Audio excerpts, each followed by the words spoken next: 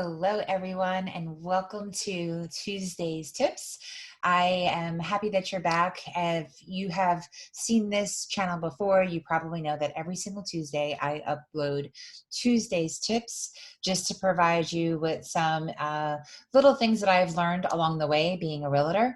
And today we're going to talk about the power of three.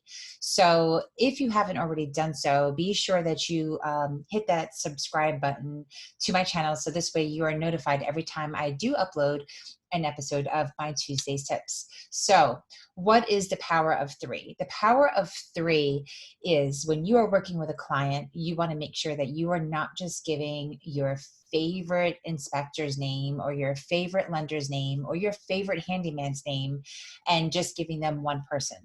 You want to make sure that you're always giving it to them in threes. So that was one thing that I learned. It was one of the first things that I learned, I should say, from a broker that I worked with like a couple of years ago.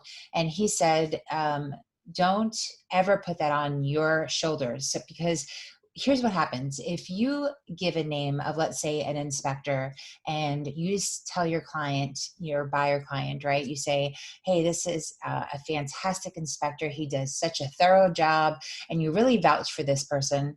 And they come there and they have an off day, or it's just not the same service that he or she normally provides.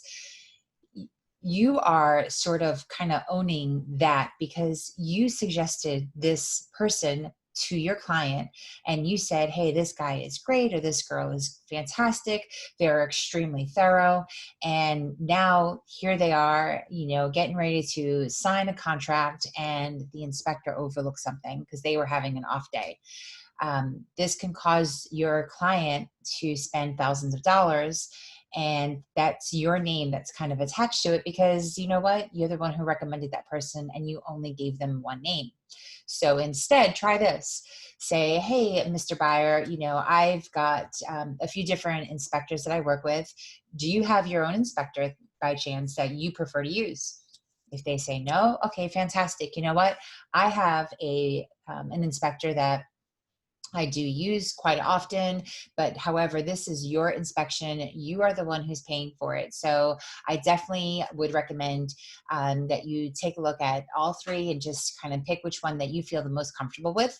So here are the names. And then you give them the names and you sort of put it back on them to come up and decide. Now, most times they're probably going to choose the first person that's on the list, but just because the name was first doesn't mean that you were recommending them first. It just means that you just gave them three names.